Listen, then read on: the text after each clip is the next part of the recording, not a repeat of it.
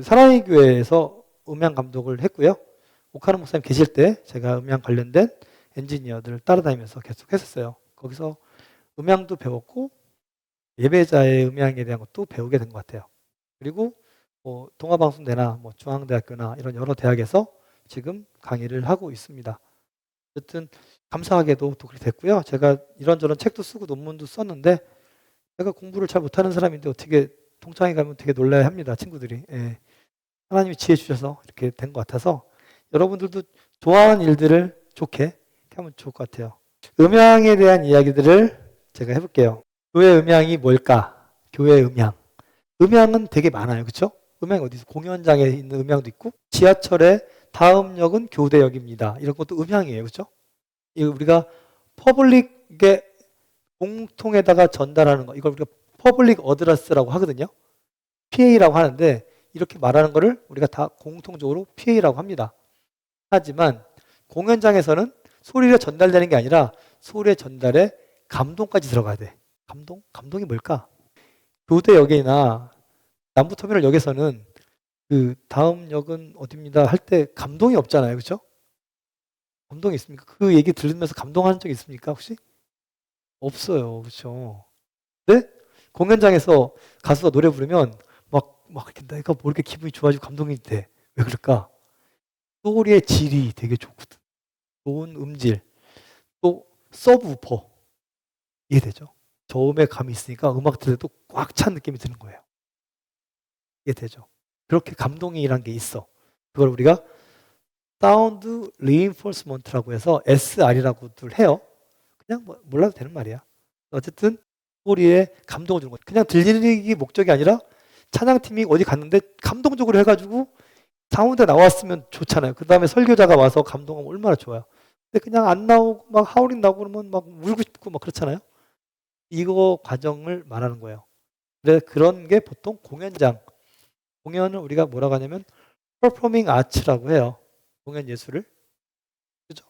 우리가 예배드리는 형태는 예배는 신령과 진정으로 드리죠. 하지만 예배를 드리는 형태는 퍼포밍 아츠의 형태를 갖고 있다는 거죠. 공연장 가보신 적 있어요? 최근에 공연을 보신 자. 돈을 내고. 돈을 내고 내가 가치를 받는 거니까 조금 좋은 공연을 한번 제가 본 적 있어요.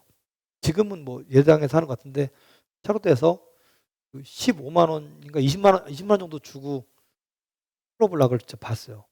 너무 재밌더라고요. 그걸 보려고 했는데 이게 보니까 너무 재밌어. 우리 가족 5명을 다 티켓을 했더니 곱하기 5를 하니까 너무 비싸더라고요. 그래서 내가 여기는 좀 그렇고 옆으로 이렇게 자리를 했어요. 그리고 보니까 가족들은 뭐 좀 재밌게 보죠. 나는 좋은 걸 보고 똑같은 공연이지만 가운데 보고 좀 옆에서 보니까 야, 이게 감동이 떨어지는구나. 그런 마음이 들더라고요. 이해되세요? 자리에 따라서 이런 퍼포밍 아츠는 금액 차이가 엄청 나는 거예요. 다시 말해 예배로 말할 때는 자리에 따라서 은혜가 다르다는 거죠. 우리는 이 좌석을 어떻게 구성할 것이냐 이게 굉장히 중요한 거죠. 이렇게 여기도 장방형이라 그래서 잘 보이긴 하지만 지금 앞 사람의 앞 사람의 뒤통수가 예배를 방해할 수도 있어요. 왜냐하면 여기 평평하기 때문에 극장식이 아니기 때문에 그런 단점이 있을 수 있죠. 만약에 극장식이었다면 어떻게 될까요? 소리도 반사가 덜 되기 때문에 소리 되게 좋고 보이는 것도 되게 좋고 잘 보이고.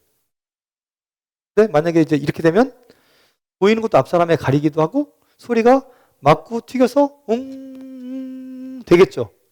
주파수 파장이 있는데 파장이 왔다 갔다 하면서 계속 소리가 유지가 되는 구간이 있어요. 그런 거를 고려해야 된다는 걸 얘기하는 거예요. 어느 카페를 가면 대화하는데 굉장히 불편한 데가 있어. 왜 불편할까? 소리가 안 되니까. 대화할 때는 대화에 맞는 주파수 대역이 있고 그 주파수 대역을 제어하는 기본적인 그런 파라미터들이 있어야 돼요. 요 가운데 레드카펫이 있는데 이 레드카펫이 어떤 그 포인트를 줄 수도 있는 거지만 소리에서는 어떤 역할을 할까? 바닥이 딱딱한데 소리에 맞고 여기서 뭐 잡아주겠구나. 이런 역할을 할 수 있겠죠. 우리는 이런 것들을 볼 줄 알아야 돼요. 비교적 장방형인데 그런 것들이 좋아요. 나쁜 걸 볼까요? 나쁜 거는 저 맞은편에 소리에 유리가 있어. 유리가 있으니까 어때요? 저 유리가 소리 맞고 또 튀기겠죠. 이렇게 오겠죠. 그러면 소리가 안 좋아지겠지. 발코니 언더에 천정에 발코니 언더 천정에 보면 어떻게 돼 있어요? 천정에 그냥 석고보드로 플랫하게 돼 있죠. 그러면 저 구간에는 소리가 맞고 웅웅 되겠죠. 그러니까 여기 앞에 있는 분하고 발코니 뒤에 있는 사람의 소리는 완전 다른 구간이 되는 거예요. 어떻게 하면 좋겠냐? 그러면 원칙적으로 한다면 이 발코니 턱하고 깊이보다 바닥에서 발코니까지 높이를 더 높게 해야 돼요. 이해됩니까? 지금 제가 말하는 게? 이거는 누가 말하는 거냐면 공연장을 짓는 사람들이 그 설계하는 매뉴얼을 말하는 거예요. 공연장 설계 매뉴얼. 거기에는 그 발코니의 깊이가 D라고 하면 높이 H를 더 높게 해야 된다. 이건 기본이다. 이렇게 설계를 해요. 그런데 교회를 지을 때는 나 그거 모르겠고 자석을 많이 넣어야 돼. 그래서 30만 원짜리 자식 필요 없고 7만 원짜리 막 늘리는 거야. 계속. 우리 교회는 몇 석이야. 이렇게 되는 거지. 이해되십니까? 제가 지금까지 드린 말씀 혹시 어려운 게 있나요? 이해 좀 되시죠? 개척할 때 그러면 우리 그러면 이 천정을 구멍 뚫린 마감재로 하면 더 좋겠다.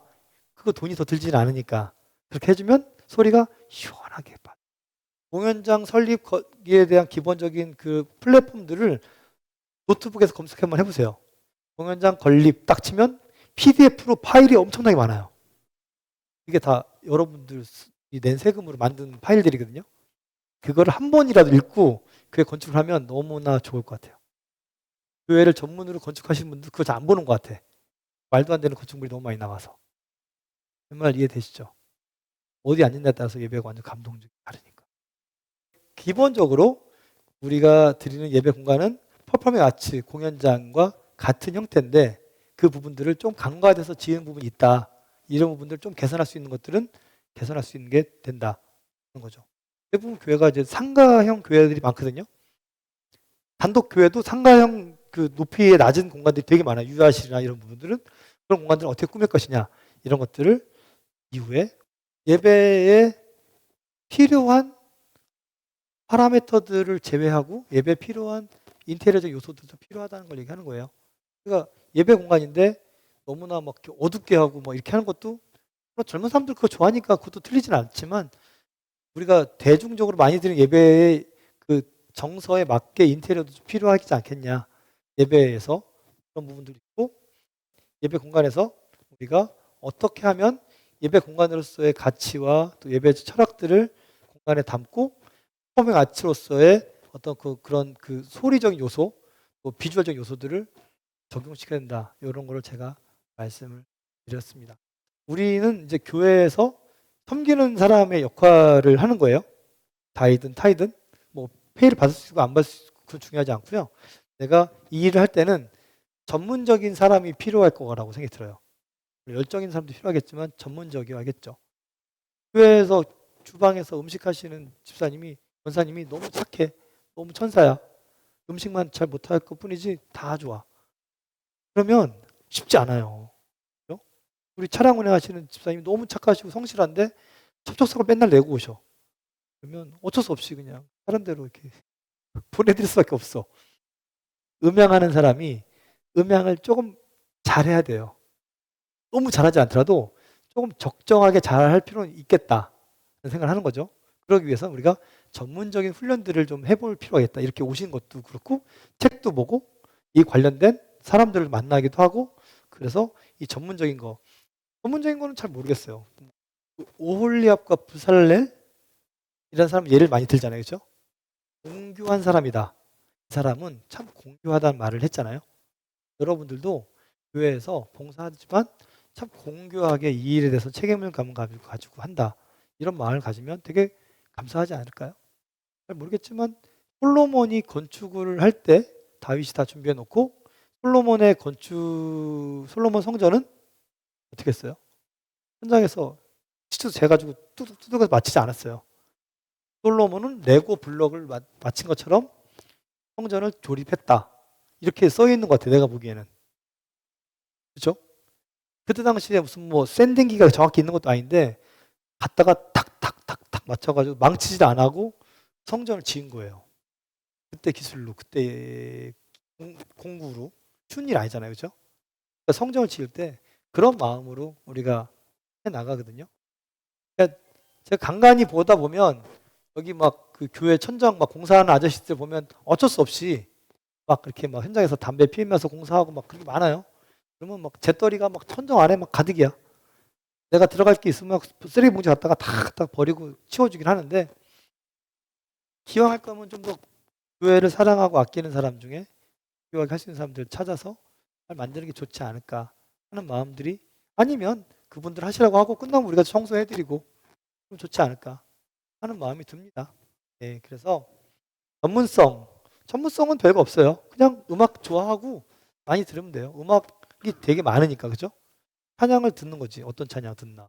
찬양이란 게 요즘 감성에 좀 맞아야 돼, 사실은. 근데 위럽이나 뭐 요즘에 그 젊은 찬양팀들 보면 되게 저도 좋더라고요, 듣기에. 들으면서 위러브의 찬양팀의 밸런스랑, 뭐 그래서 마커스의 밸런스랑, 뭐 아니면 힐송의 밸런스랑 이런 거 한번 이렇게 생각해 본 적 있어요? 인도자의 볼륨이 이만큼이고 코러스는 보컬들은 이만큼 나오고 리듬 단어 얼마큼 나오고, 이런 볼륨에 대한 것만 한번 이렇게 분석줄 한번 들어보세요. 그 어렵지 않죠? 그렇게 듣는다고 하면 그냥 좋아서 듣는 건 좋은데, 좋아서 듣다가 하나씩 쪼개보는 거야. 그러면 인도자와 보컬들의 볼륨의 밸런스가 어떤지, 인도자가 그럼 어떤 인도자인지, 인도자가 함께 찬양하는 인도자인지 그냥 이렇게 멘트를 더 많이 하는 인도자인지 거기에 맞게 보시고, 이 음악의 장르와 성격, 거기에 리듬 단과 멜로디 단, 이렇게 분석해서 한번 이렇게 들어보면 이렇게 했구나. 아니면 위롭만 들으면 위롭 하나만 갖고 여러 음반 중에 여기서 드럼의 스네어 톤은 이렇게 됐고 그 다음 곡에서 스네어 톤이 어떻게 바뀌었고, 이런 것들을 한번 들어보는 것도 재미가 있지 않을까요? 그런 식으로 들어보면 제가 아까 보여드렸던 이런 거는 너무 쉬운 일이야. 이거 내가 너무 가르치면서 민망해. 그러니까 중학생 가르쳐도 될 건데 이거는 어려운 게 아니에요. 근데 중요한 거는 음악을 듣고 음악에 맞는 밸런스 잡는 건 되게 중요한 문제예요. 이해되죠? 그게 되게 중요한 거다는 얘기를 하고 있는 거예요. 그래서 제가 할 수 없어요. 여러분들 그냥 좋아서 들으세요. 좋아서. 즐겨서 들으시고 계속 들을 때 조금씩 집중해서 들으면 좋을 것 같아. 테이프 들으면 테이프 늘을 때까지 듣는다고 하잖아요.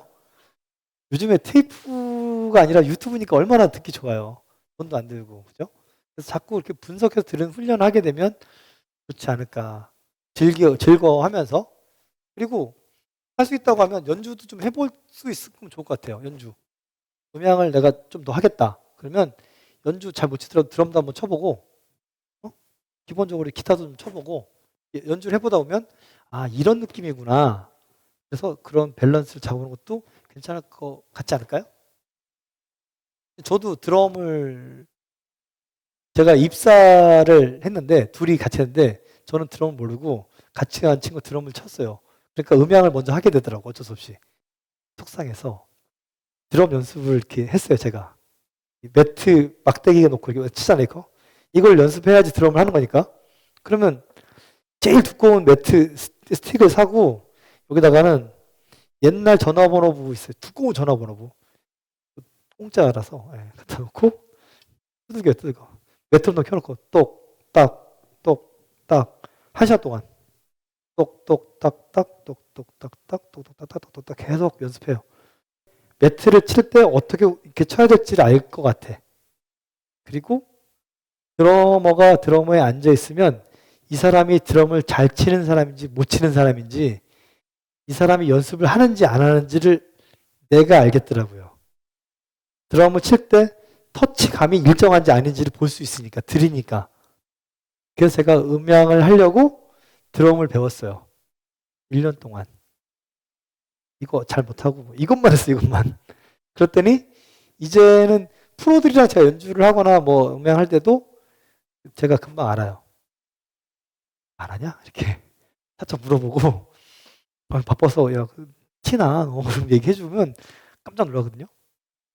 베이스도 적당히 치면 치니까 좀 대충 좀 잡고 이렇게 해가지고 잡으면 요즘에는 이게 좋겠다. 뭐 슬랩 쳐봐라. 그리고 톤 잡고 같이 이렇게 얘기해보고 그 기타 줄도 물어보고 뭐 앰프도 물어보고 그러다 보니까 음악에 대한 것 저도 이해가 돼서 아 우리 교회는 앰프를 그런 애쉬다운 말고 뭐 팬더가 낫겠다. 뭐 마샬이 낫겠다. 이렇게 서로 조율을 할 수가 있는 게 되더라고요. 그래서 음악을 좀 좋아하고 연주를 좀 해볼 줄 알면 전문적으로 하지 않아도 되고요. 그러면 내가 이 분야에 좀 더 전문적인 투자자가 될 수 있지 않을까 하는 마음이 들었어요. 그리고 공부하는 거는 좀 어렵지만 즐거워서 해보시면 좋을 것 같아요. 음향 관련된 뭐 제가 하는 거는 비용도 있지만 무료 세미나 되게 많아요. 무료 세미나. 물건 파는 사람들이 하는 세미나 있는데 그 정신 쭉 집중해가지고 쫙 들으면 넘어가지 않고 잘 공부를 할 수 있어요. 뭐 야마하든 무슨 여러 가지 그 제조사들이 기술 세미나 할 때 여건이 된다고 하면 공부해 보세요. 책도 보시고 잡지도 보시고 유튜브도 보시고 그러면 정말 갈 수 있어요. 방송실에서 용어를 사용할 때 조금 이제 그 전문적인 용어는 아니더라도 정확한 용어를 쓰는 거를 훈련을 하면 좋을 것 같아요. 단어를 정확히. 그냥 그거 이런 거 이렇게 하면 안 되고 정확한 표현을 쓰는 거 훈련하시면 좋을 것 같아요. 여기 우리 딸이 만약에 학교 가는데 우산을 가져가라. 안 올 것 같은데 그냥 갈게. 그럴 수 있잖아요. 그렇죠? 그러면 그거 부모의 잘못도 아니야. 딸의 잘못도 아니야. 정확한 표현이 안 된 거야. 어제보다 오늘 강수량이 80%가 넘으니까 오후쯤 되면 비가 올 거야. 이렇게 뭔가 이렇게 정확한 말을 하게 되면 신뢰가 되거든요. 그런 표현들을 습관적으로 하는 게 좋을 것 같아요. 저는 엔지니어를 하다 보니까 말하는 습관이 바뀌었어. 나는 정확한 수치만 얘기해주고 하는 훈련하다 보니까 사람들이 나를 믿어주기 시작하더라고요.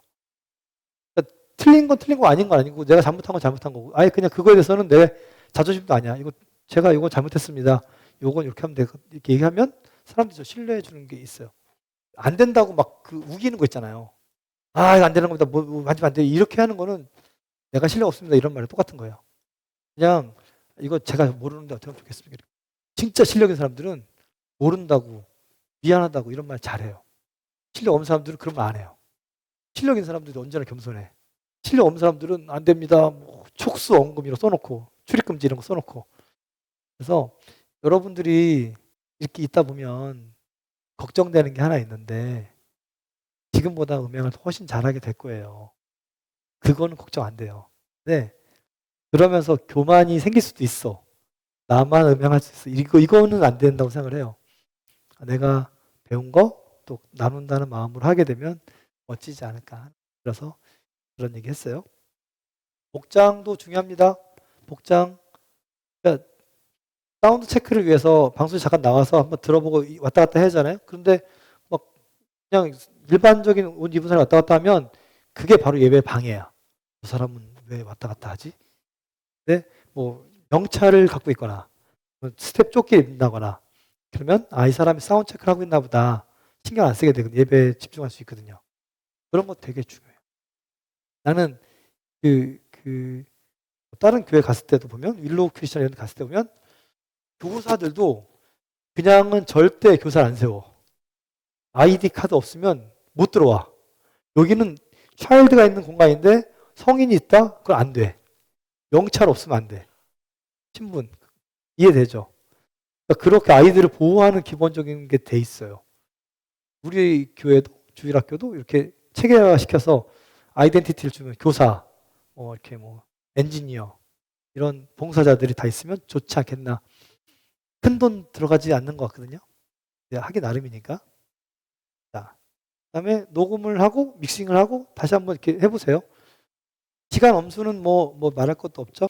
남들보다 일찍 오고 남들보다 늦게 가는 게 우리 일이니까 내가 준비를 덜 하면 미리 온 사람들이 가만히 서 있어야 되는 거니까 내가 이런 거를 스트레스 받을 것 같으면 하지 마세요. 그냥 차 관리하시고 음식 관리하시고 나는 이게 미리 와서 준비해서 사연팀 바로 할 수 있게 하는 게 난 너무 내 기쁨이야. 그런 사람들은 난 너무 이게 좋아요. 저는 평생 이렇게 살아왔어요.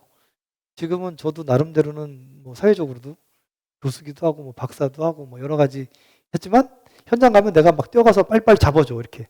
그래서 이 친구들이 신경 안 쓰고 예배에 다 집중할 수 있게. 그런 거죠. 그때 뭐 고영원 선교사님이 그냥 지나가다 경병재 내가 지나가고 거기 서 있으라고 거기 서 있으라고. 내가 아무것도 못하고 바쁘고 있어도 나는 예배할 때 내가 좋아하는 엔지니어가 저기 서 있으면 그냥 마음이 편한 거야. 적어도 그런 정도 사람이 되면 그냥 잘하지 못하더라도 좋지 않을까 그런 마음이 들어서 얘기를 합니다. 그냥 나눌 수 있으면 내가 아는 거랑 가르치는 거 완전 다르거든요. 가르치는 걸 한번 해보시면 여러분 교회도 좋아지고 여러분들도 더 좋아지고 뭘 비용을 바라거나 그러지 마시고 하세요. 딱 이 가슴을 열면 S라인이 딱 있는 사람이면 괜찮은데 그렇지 않거든요. 거진. 막 아침에 새벽 차량 운행하고 성가대하고 뭐 주일학교하고 뭐 계속 달리잖아요. 그러면 슈퍼맨이 아닌 이상은 못해요. 그러니까 교회에서 너무나 많이 번아웃 된 경우를 제가 많이 봐서 내가 예배를 드리는 날이잖아요. 봉사하는 날이 아니라 예배를 드리는 거에 목적을 두어서 거기에 맞게 구성을 하면 좋지 않을까. 주일 봉사도 예배가 여러 부서가 있으면 한 분은 그 예배 드리는 거야. 난 봉사 아니고 예배. 그리고 나서 나머지는 봉사 이렇게 해야지. 그냥 왜 예배가 6번 6부 예배거든. 6부 예배. 내가 있을 때는 6부 예배. 그러면 6부 예배하고 편집하면 7번의 설교를 들어요. 제가. 그 누구보다 오 목사님 설교를 거진 외우게 돼. 계속 앉아서 하다 보면. 그럼 예배가 아니야. 한 텀은 빠져서 그냥 회중석에 있으면서 예배 드려야 예배가 되는 거지. 방소시에 있는 예배는 예배가 아니라고 생각하시면 될 것 같아요. 어떻게 뭐 합리화시키지 마시고 그리고 아니면 나와서 설교 시간만이라도 적어도 나와서 하시는 게 좋지 않을까 하는 마음이 듭니다. 소통 안 되는 거 전문가들이 다 음향 감독들이 많아요. 그렇지 않아요? 음향하는 사람들 보면 대충 봐도 너무 막 이렇게 되게 안 됩니다. 뭐 이런 거 되게 잘하잖아요. 내가 소통할 수 있는 준비를 많이 하시면 좋겠어요. 소통할 수 있는 게 내가 내 잘난 척 하려고 이거 하는 게 아니라 내가 예배를 섬기려고 하는 거니까 그런 의도에서 소통 예배하기 전에 미리미리 우리가 시간적 여유를 갖고 준비를 하는 게 되게 중요하겠다. 그거 하지 않을 거면 않습니다. 그리고 또 귀를 기울일 필요가 있어요. 찬양팀들이 어떤 말을 할지 다 감을 잡고 있으면 좋아요. 요즘에는 뭐 이렇게 아이패드 있으니까 와서 옆에서 할 수도 있고 저는 하나 시작하면 잊어설 때 왔다 갔다 쭉 해요. 그리고 모니터가 작으면 제가 알아서 올려줘요. 그게 끝나면 전반 모니터에 색한 것만이 좀 작아서 아까 올렸고요. 인도자 너무 커서 좀 줄였는데 괜찮아요? 너무 고마워요. 얼굴에 여기 하트가 보여. 하트가 나와. 별거 아닌데. 그분은 모니터가 불편하면 일단 참아요. 드럼도 뭐 보컬도 웬만하면 참아요. 그게 전제라고 생각하시면 돼요. 근데 못 참겠으면 이야기하는 거야. 그럼 다시 말해서 그럼 내가 참을 때 미리미리 체크해서 그분들 입장에서 왔다 갔다 하면서 체크해주면 너무 고맙겠지. 저는 그거밖에 안 해요. 그러니까 자꾸 가끔 이제 오해하는 사람들이 몇 명 있어요. 뮤지션들 중에 내가 음향을 제일 잘하는지 알아. 전 세계에서. 자꾸 이상한 소리 하고 다녀가지고 나는 그 사람들 모니터만 체크해주고 이렇게 하는데 너무 고마워하니까. 그거 아니고요. 어디서 그런 말 하면 안 돼요. 더 잘하는 사람 많으니까. 나는 이 뮤지션들이 인도자들이 불편하지 않게 최대한 잡아주고 그 짧은 시간도 해주고 딱 빠져요. 그것만 해도 일단 살 것 같다고 하니까. 이 일이 힘들면 진짜 어려운데 그렇지 않을 수 있어요. 그리고 여러분들이 청년이든 집사님이든 뭐 어쩌고 남전도 여전도든 공동체 있잖아요. 그 교회 공동체에 충실하지 않으면 하지 않는 게 좋을 것 같아요. 그 공동체에 충실하게 청년부든 남전도 하든 여전도 하든 해서 공동체 안에 있으면 내가 예배자인데 엔지니어만 있으면 아무것도 안 하려고 하거든. 그런 부분들 또 봉사할 때 가족의 신뢰를 얻지 못하고 그냥 내가 좋아서 한다는 것도 옳지 않다고 생각해요. 그런 부분들을 내가 섬기는 일에 균형을 좀 잡을 수 있으면 좋겠다. 그리고 먼저 말하기. 그런 거 있잖아요. 조금 늦었을 때 7시에 만나기로 했는데 7시 5분에 올 수 있어요. 그렇지 않습니까? 차가 막힐 수도 있고 뭐 여러 가지 이유 수 있는데 그러면 어떻게 합니까? 그냥 스쳐 넘어가죠. 10분 늦은 것도 아니고 20분 늦은 것도 아닌데 그죠? 5분, 3분 늦은 거 괜찮지 않아요? 그때 미안하다고. 내가 좀 더 일찍 왔어야 되는데. 그 말 한마디 하는 것과 안 하는 거는 그 그룹의 격이 달라져요. 조금 먼저 미안하다. 그리고 고마운 듯 안 고마운 듯 할 때 있잖아요. 그냥 고맙다고 하시면 돼요. 너무 고맙다고. 우리 건반 너무 고맙다고. 너무 좋다고. 이런 말 한마디 한마디가 예배를 막 이렇게 올려주는 힘이 된다고 생각을 해요. 뭐 연주 좀 잘하고 못하고 잘 몰라요, 사람들은. 크게 나쁘지만 않으면 괜찮은데 그거 때문에 얼굴 붉히고 얼굴 안 보고 막 이렇게 또 웃으면서 할 수 있는 공간들을 만들어주는 게 되게 중요하겠다 하는 거예요. 뭐 이렇게 보이지 않게 하다 보면 누굴 평가하는 기준이 많아져요. 우리는 이성적으로 교회는 감성적으로 예배드리는데 방송은 이성적으로 해야 되기 때문에 분석하는 게 습관적으로 나도 모르게 돼요. 좀 음악에 실력 있는 사람들은 기타줄 안 맞았네. 기타 줄도 못 맞추고 말이야. 뭐 이런 얘기 해요. 그게 들려. 전쟁. 방송실과 찬양팀과의 전쟁이 돼요. 틀릴 수도 있고. 그런데 그런 말 하지 않도록 최대한 교회는 훈련하는 데거든요. 그래서 누가 그런 말 하면 우리 그럼 하지 말자고. 먼저 끊는 문화를 만들면 너무 좋은 찬양팀, 좋은 교회가 될 수 있어요. 저도 누구 말하는 거 되게 재밌더라고요. 비판하고 평가하는 거 내가 잘나는 것처럼 보이고 그런 거 저부터 시작해서 다 같이 하면 좋죠. 제가 다녔던 조그만 교회였거든요. 여기가 옛날에 역삼동에 조그만 지하에 있는 교회였는데 여기가 지하에 있는 교회 딱 봤죠? 예배가 끝나면 다 끝나고 축도하고 나가는 게 아니라 개인적으로 기도할 사람 기도하고 나가는 거예요. 여기 그때 엔지니어는 저는 안 했고 한동대 다니는 청년이 엔지니어를 해요. 잘 못하는데 최선을 다해서 해, 이 친구가. 그리고 나서 예배가 끝나면 어떻게 하냐면 자기의 예배를 드리기 위해서 혼자 여기 앉아가지고 기도를 해요. 자기 기도를 해. 그건 난 예배를 드려야 되니까. 그렇더라고요. 그럼 우리는 올라가서 지하니까 1층 가서 카페에서 이제 간단하게 김밥, 떡볶이 뭐 사다가 놓고 같이 먹어요. 그리고 그게 사실은 뭐 1인당 김밥 한 줄 좀 약간 약하잖아요. 그렇죠? 그래서 형제가 먹을 김밥도 같이 다 먹어요, 우리가. 치면 이 형제는 기도하고 와서 먹을 게 없어. 계속 그렇게 기도하더라고요. 매주 우리가 다 형제의 꼴을 다 먹어요, 이렇게. 우리는 육의 양식이 더 필요한 형제들이 많아서. 근데 이 친구가 진짜 열심히 기도하더라고요. 내가 이게 예배자다. 첫 마음을 지키는 사람이지 않을까? 형제의 생각이 좀 듭니다. 저도 그 김밥을 형제 걸 제가 먹었어요. 저도 맛있더라고요. 너무 배고팠어요. 어쨌든 이런 게 우리가 예배가 시작되면 방송이 시작되면 예배가 시작되는 거다 하는 마인드를 갖고 해주시면 좋지 않을까 싶어서 제가 말씀을 드리고 있어요. 어제 마지막인데요. 목회자하고 나하고의 관계가 되게 조심스럽거든요. 저도 목사님한테 전화 잘 안 해요. 기도 중에 전화 받았을까 봐 괜히. 근데 목사님이 설교하는 중에 모니터가 작을 때 사인이 있어요. 사인이. 방송실 마이크 좀 올려주세요. 이렇게 말할 수도 있지만 그 예배 흐름 바뀐다고 생각하니까 그냥 좀 이렇게 사인을 줄 수도 있고 아니면 예의 있는 목사님들은 하나 둘 제 목소리 잘 들립니까? 이런 말을 해요. 그거는 내가 안 들린다는 말이거든. 그러면 알아서 살짝 올려줘야 되는데 그렇게 안 할 수도 있거든. 그렇게 지혜롭게 어떤 분들은 여기다 손가락 하나만 볼륨 올려라. 둘이면 볼륨 내려라. 뭐 이런 게 있더라고요. 써 있더라고요.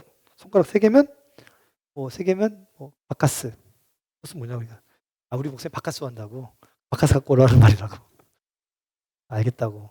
그러니까 목사님하고 무슨 투수랑 뭐 포스처럼 손 사인이 있더라고 보니까 되게 재밌어요. 그렇게 목사님한테 체크하는 건데 주로 어떻게 하는 거냐면 예배 전에 마이크 테스트 한번 해봐요. 하나 둘 셋 해봤는데 괜찮아. 요거 좀 부족해. 내가 잡아보고 끝나고 나서 목사님 오늘 모니터 제가 체크했는데 어떠냐고. 나 오늘 괜찮았어. 좀 작았어. 그럼 그거 맞춰서 놓고 그대로 유지해. 그 다음 주일 날도 좀 일찍 와서 체크해주고 그대로 유지시켜줘. 매주 그것만 해. 하다 보면 모니터가 틀릴 수도 있고 여기가 방이 바뀔 수 있어요. 그걸 계속 유지시켜줘. 내가 기준으로. 그러면 목사님은 방송실 담당자를 사랑할까요? 사랑하지 않을까요? 너밖에 없다. 그리고 고마운 거지. 그러니까 설교 준비하고 왔는데 모니터가 자꾸 안 들려서 오늘 망쳤다 이런 경우 있거든. 그 차연팀 좀 볼 수 있어도 목사님 모니터만큼은 정확히 잘 들려야 돼. 그게 안 되면 방해요. 이해되죠? 그런 것들만 잘 지켜준다고 하면 여러분들이 좋지 않을까. 우리가 예배를 드리면서 예배자의 자세가 얼마나 중요한지에 대한 이야기들을 좀 나눠봤습니다. 공감이 좀 되십니까? 여러분들은 꽤 괜찮은 전문적인 봉사자가 될 수 있어요. 엔지니어 할 수 있고 잘못하면 이거로다가 이 업으로 갈 수도 있어요. 중요한 거는 교만하지 않고 이 부분들 잘 지킬 수만 있다면 좋지 않을까 하는 마음에 이렇게 말씀을 드립니다.